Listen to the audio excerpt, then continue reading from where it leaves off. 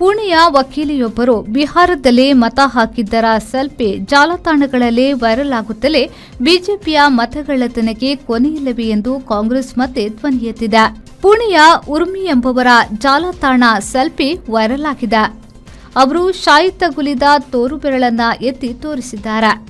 Voted for a modified India ಜಾಯ್ಕೋ vote ಡಾಲಿ ಬಿಹಾರ ಎಂಬ ವಾಚಕವನ್ನ ಆ ಫೋಟೋಗೆ ನೀಡಲಾಗಿದೆ. ಬಿಹಾರದವರಲ್ಲದ ಪುಣೆಯ ವಕೀಲೆಯೊಬ್ಬರು ಬಿಹಾರಕ್ಕೆ ಬಂದು ಮತ ಚಲಾಯಿಸಿದರು ಎಂದರೆ ಏನರ್ಥ? ಬಿಜೆಪಿಯ ಮತಗಳ್ಳತನಕ್ಕೆ ಕೊನೆಯಿಲ್ಲವೇ ಎನ್ನುವ ಪ್ರಶ್ನೆಯನ್ನ ಕಾಂಗ್ರೆಸ್ ಎತ್ತಿದೆ.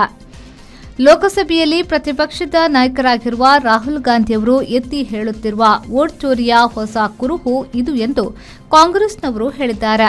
ಮೊದಲ ಹಂತದ ಮತದಾನ ಮುಗಿದ ಬೆನ್ನಿಗೆ ಈ ವಿವಾದ ಹುಟ್ಟಿಕೊಂಡಿದೆ.